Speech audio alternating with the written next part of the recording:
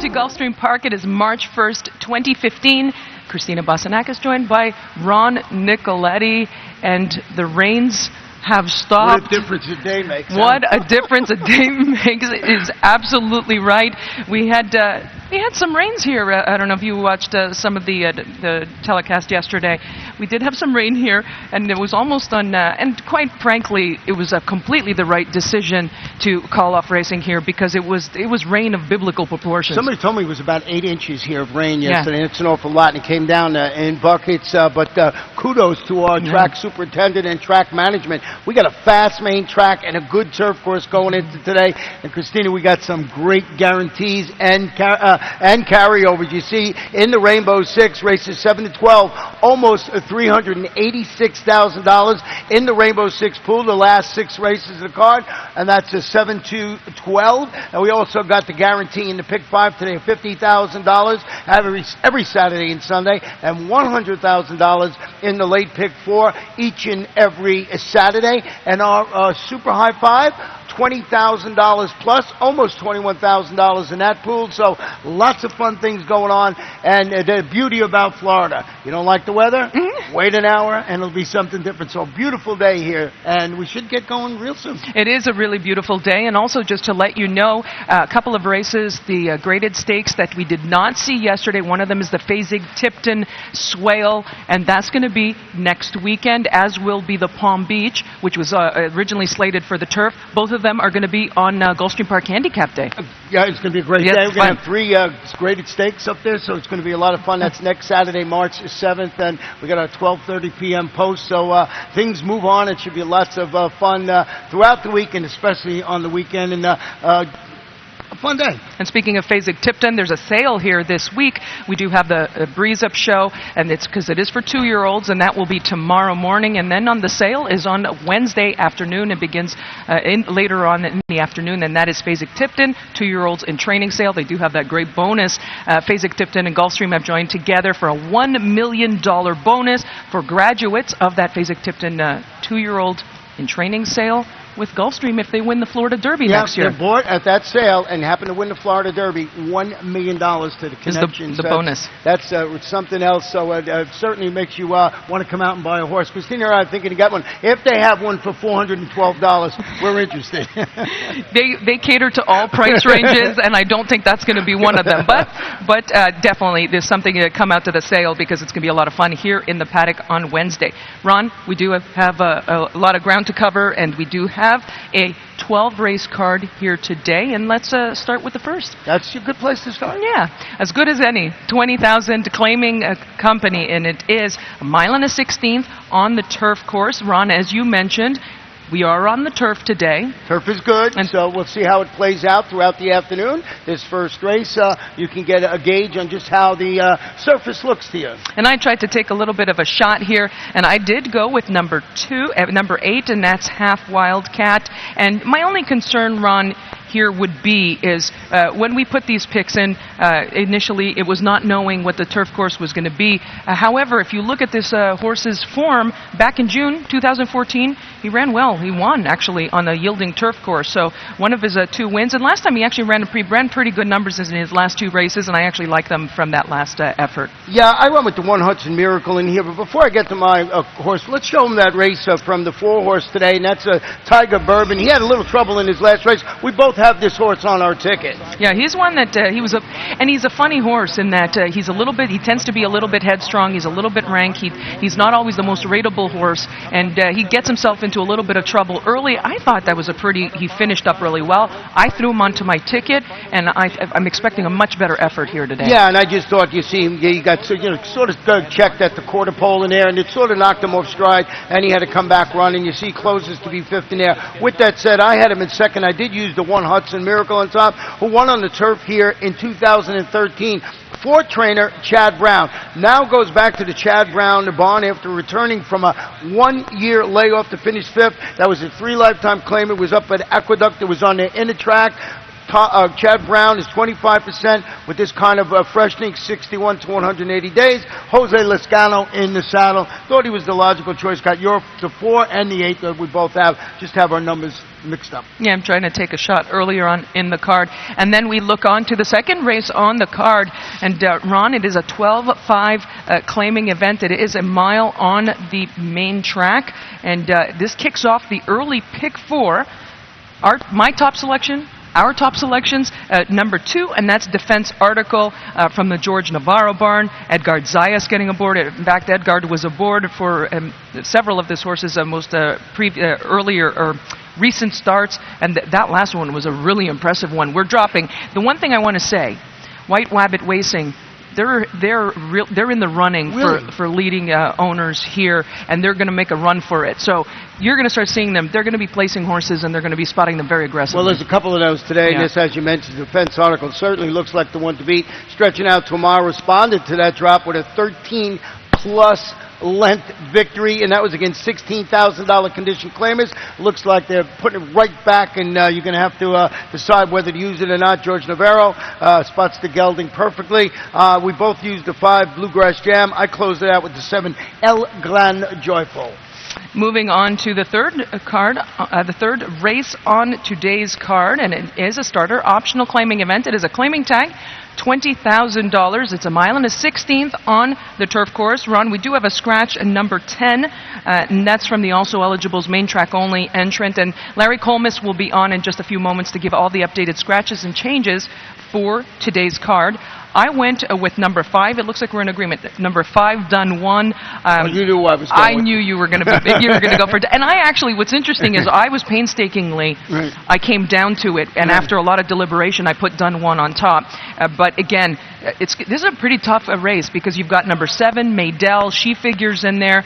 A filly I used nominative. I think she's got a good chance from the Mike Maker barn, and I know you used also number 7. I believe not only number 7, number 3, Viper. Who's working on a win streak. You're done one. I believe takes full advantage of the conditions in this starter optional claimer when she drops after facing $100,000 optional claimers last time out. She's a 4-time local turf winner, has won 50% of her races at this distance, 8 starts with 4 wins, knocking heads with stakes caliber competition up and down all the time here, and I just think she's a hard-knocking campaigner. Vipera, as you announced, is going for a 4th consecutive turf victory, 3rd consecutive victory on this turf course, and Jane Sibeli, one of the hottest trainers on the grounds. I couldn't separate the 7 Maydell nominative, and when I did my analysis today, actually mentioned both. We're only supposed to mention 3, but I stuck a 4th one in there because I couldn't separate them. It's tough. It's tough, and I think that's going to be a really nice race because a very competitive race, good betting race. Race number 4 is a 62.50 claiming event. It is 6 furlongs on the main track. And Ron, again, maybe we'll move on, and maybe I will move on to the next race at some point. And that is number 5, No Act. This is my top selection in here. And now he needs speed to close into, and that is my only concern. But it does seem like there's a good amount of speed in this race, so I think he should get a good setup. Well, when we're talking about those horses that his connections are dropping down, this one, No Act, is dropping to the $6,250 level. He rallied 5 wide. He finished 2nd. He was beaten only half length against tougher at the $12,500 level. Simple handicapping logic tells you this is the one to beat in here. I threw in the 8 Vinny's Wildcat and the 3 Grand Bamboo, and just looks like the one to beat in there. We basically have the top 3 horses, and just a little bit our exact and trifecta positions a little changed. Yeah, and I think that's going to be that's one of the favorites, but I think you're going to have to use a couple. You'll have to want to use a couple in there. We do move on to the 5th race on today's card, and it is a 20,000 claiming event. It is 6 furlongs on the main track, and I went with the 5 again. And what's interesting is we both have landed on the number 5, and here we go again. Here's George Navarro. There's White Wabbit that we were talking about. Again, aggressively placed going to be showing speed in here. I do think this is the one to beat, but it's interesting to note, underneath, Ron, we're all across the board. Yeah, I mean, she's the one to beat, can't miss. I think aptly named in there. She could live up to her name in this spot. Drops to this $20,000 claiming level. Set the pace, weekend to finish third. That was $35,000 optional claimers. This is a daughter of Congrats, and Javier Castellano, our leading rider, will be in the saddle, so lots to like. I did go with the number 3 in second, Huakwe Achula. I think it's been Huakwe Chula. Chula is face winners after, I thought, a solid career debut in which he shook off early pressure to defeat $12,500 maidens. She'll be tested for class today. Yeah, a couple of other horses I threw in number 1, and that's Gato Dorado. Luis Saez getting aboard, and last, but is dropping to much easier company. So it'll be interesting to see this filly. I think that you'll want to throw her in there. She's coming into this off of some nice works, and I think she might get a piece of it.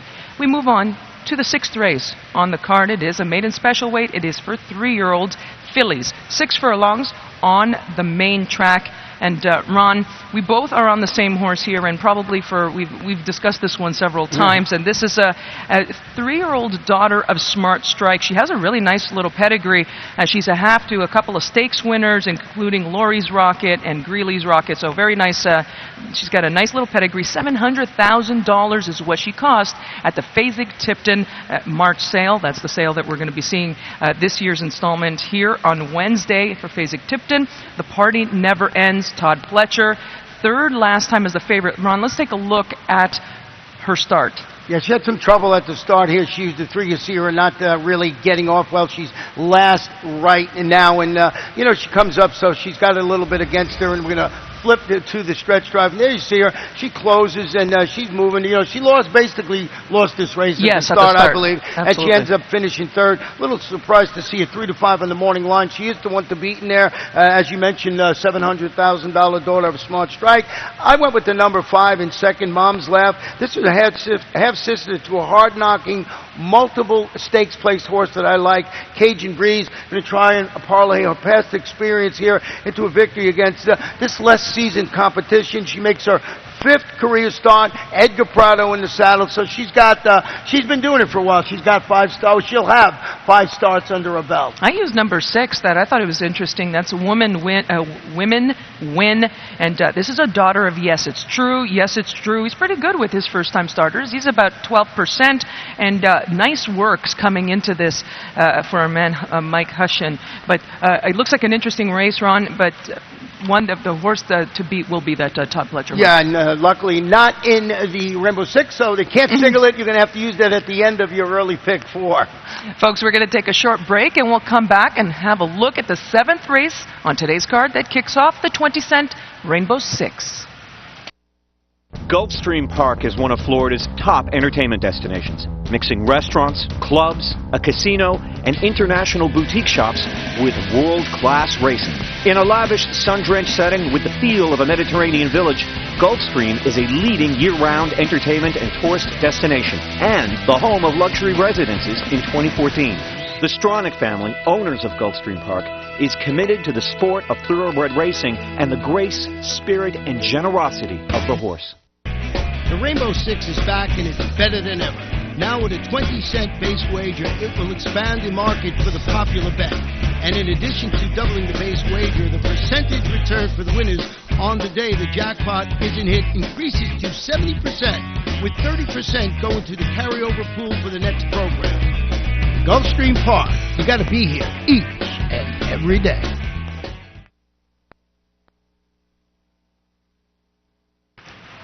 Welcome back to Gulfstream Park, and we're going to have a look at today's 7th race that kicks off the 20-cent Rainbow 6. Ron, we're in agreement. We're in agreement quite a bit today, which doesn't always happen. Sometimes we're completely not in agreement. Well, today's one of those days we were thinking alike. Poor Christina. This one, 6 furlongs out, you made $385,000 plus in the pool. Well, tell them why you like the 9, and I'll see if it's the same reason I do. Yeah, that is just for fun. Gustavo Delgado dropping one of the obvious links. Not only was I looking at the numbers, I look at the Thorograph sheets and several other sources. I think from a numbers perspective, this one fits. Also dropping finding easier company. And Ron, so many things to like. Came back, and I thought both of those races pretty productive. Edgar Zayas getting back aboard here. I think he's also he's going to have a good stalking position in here, and I also think there might be some speed. Number 10, Rocket Man Richie, is stretching out slightly after rallying in the slop to finish second. Again, similar, going 5.5 furlongs. Just for fun, looks like the logical choice for all the reasons you mentioned. But Marcus Vitale having an excellent meet. Rafael Hernandez, a very good rider. We both have this horse in second. I went with a horse on the inside, fourth dimension in third. It's the son of Pioneer of the Nile, debuting for trainer Mike Petro. Paco Lopez to handle that always adventurous inside post with a very adventurous rider. So I just thought you watch the tote board on this one and see if it's taking money. You might want to add it to your tickets there, because that might tip you off how well this horse is going to run today. And the pedigree would suggest is pretty speedy and precocious, and also being by Pioneer of the Nile, he's pretty good. He's okay with his first-time starters. He's about 13%, Song and a Prayer on the bottom side, so I would see speed. So I agree with you. Maybe one to watch, and certainly for me, one to watch in the paddock. We look on to the 8th race on today's card. It is a 20,000 claiming event. It is 5 furlongs on the turf course. Ron, this kicks off the day's pick 5. The pick 5, $50,000 guarantee. And once again, we are just about in agreement again, certainly with our top pick, and that's the number 7, Oration. And Oration, a little bit of trouble in its last race at the start. Yeah, let's take a look at Oration's latest start. As Ron pointed out, and this perspective is actually great to... And here we go. Yeah, so we got squeezed out here. And really, I'm trying to find him on the screen, and I can't there because he got knocked back, and he ran pretty well in that, and I just think he's the logical choice. Christophe Clement, Julian Leperoux, this is a gelded son of Spring at Last. Yeah, and I also a horse that I threw in there. I threw in number 6, and that's Torrid Heat. And Ron, he was claimed last time from Wesley Ward, and not particularly that you think that you're going to claim a horse off of Wesley Ward and you're going to move him up tremendously, although his trainer, from a very limited sampling, he does well with his first claims. And this horse, speed of the speed. Yeah, speed of the speed in there in the barn, like you said. Not bad first off the claim. That set the pace last time out. Weekend to finish third. It was against the same caliber competition. The other horse we both used, I had it in the second, Christina in third. Nantucket is a step you up to the next level. He's another horse that's going to be showing some speed in there. Mike Petro, Edgar Prado atop, the son of Street Sense. And it does look like there's a lot of speed in there, and then that was my one of my reasoning for going with Oration, but it looks like another competitive race. How deep do we go in there? I think you got to go a little deep there. I don't think you just settle on those 2, 3. If you had a chance, if you could find a horse maybe a little later on, the single in here might be the way to go in the Rainbow 6 with that fantastic jackpot carryover. And we do have on the race 9 today. It is a maiden special weight, and it is for 3-year-old fillies going a mile on the main track. And we're in agreement. Number 7, Fine Instincts, and this is a 3-year-old daughter of A Tale of the Cat, and $275,000 is what she cost. And Ron, she's a half to a nice little stakes winner, so all that's good. Her connections, Todd Pletcher, we like that, and also Star Ladies Racing, and that's an operation that we know. Starlight Racing, winner of that they won the Fountain of Youth here just the other day. This is an offshoot of that. Nice Works, everything to like. But why don't we talk about the start for this one? Yeah, for the number 11 horse in here. Excuse me, or during the course of the race. Sweetgrass got eliminated at the start basically in that race, and we'll go back and show you that. Christina has this horse in second, the 2 horse this day, and you'll watch as she comes out of the gate, and she really gets the worst of it now, and you see her back there, and she really did. She got the worst of it in there. The funny thing about this race is when we put in what choice of videos we want to show, you could have shown 3 different videos in this race, because the horse that we do have on top of our ticket, Fine Instincts, is stretching out to a mile. This one had a troubled race last time out. It's 6.5 furlong per day. She bumped repeatedly at the 8th pole. If you go back and you get a chance to go to our race recall machines, this horse gets bumped in the stretch, still manages, bumps with the eventual winner in there, still manages to finish third, beaten 1.5 lengths. So I just thought that was a race that if you have a chance, go back and look at it. So one of these 2 or 3 horses that we're talking about in here might be one of the horses you may think about singling. Yeah, I like Sweetgrass, and I think and especially Ian Wilkes, you expect them that they're going to get better as they go along. long. You don't necessarily particularly think that he's going to have them cranked to a first time out. So this is really one that I'm thinking if I could get a bit of a price, I like this one on the morning line at 5-1. Ron, there's also a couple of other nicely bred horses. Tom Albertrani, he's 0 for 55, and at least that's what my PPs are saying. However, he's hit the board 10 times, so the percentage 10 seconds. He's had 10 seconds. He's had actually 4/3, so he's in the mix. So maybe that's one. Also, first-time Lasix for that one. So maybe that's one to consider. And he's a half. He's a half to midshipman. A very nice horse. Yeah, definitely. And also Chiding is the daughter of Blame. And this one from the Michael Matz barn. This one was in the race with Fine Instincts last time out and just went to the outside of them and was right there at the wire too. So lots of different ways to go in this race. Lots of chalk. And also, I believe I have to dialed in, right? A half-to-dialed winner of the Florida Derby here at Gulfstream. We can't even get to all the pedigrees in that race because we have a lot of good ones in race 9 today. We'll look on to the 10th race on the card, and it is a 5-furlong turf event. It is a maiden special weight for 3-year-old fillies.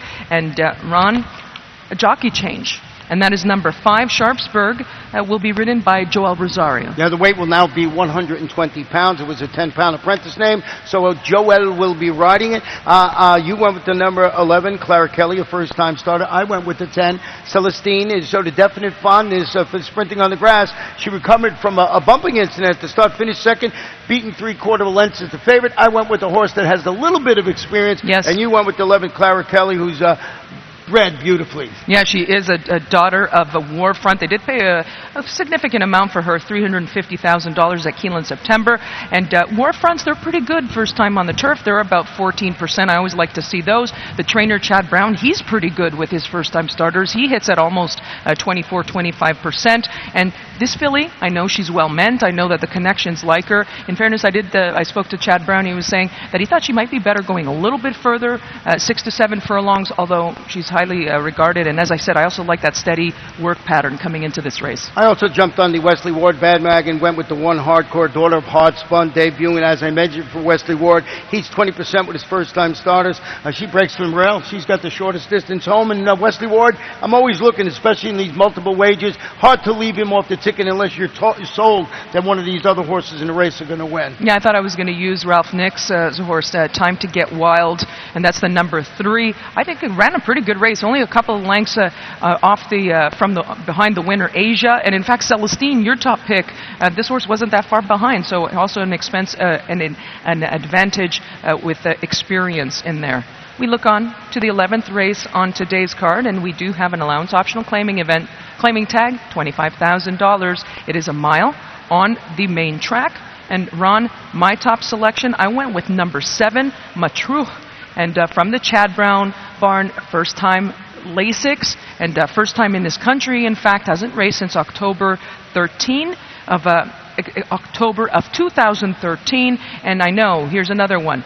Pretty nice horse, nice works, and a couple of them that jump off the page, including the one back on February 17th at Palm Meadows. Distorted humor. There's so many things that I like about this one, and also, and I'm told too, it's a gelding. I picked it here too. I have a typo. I put 6 instead of 7, so later on we'll change that. I went with Matruh for all the reasons you mentioned. I just wrote down number 6 instead of number 7, and I went with the number 3, Curlin's Gem, in second in there. So Curlin's Gem stretching out to a mile after following. It's a 6-furlong maiden victory with a 3rd place finish against the same level of competition, going 7 furlongs.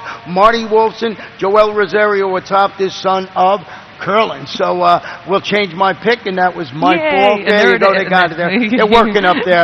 That was my fault totally. And we also have, I thought the 4 Saw Me was interesting in there. I agree. And I actually used that colt as well. He ran a couple times in Graded Stakes Company, and that was at the end of last year. I have a world of respect for his trainer, Brendan Walsh, and I thought that was only a couple of lengths behind Race Day last time out. That was in November. Race Day came here, won at Gulfstream very impressively. So that's another horse I think that we're going to have to use. Yeah, and he just been knocking heads with some pretty nice company. Graded Stakes race, Ohio Derby, got a lot of good competition. Spotted well today.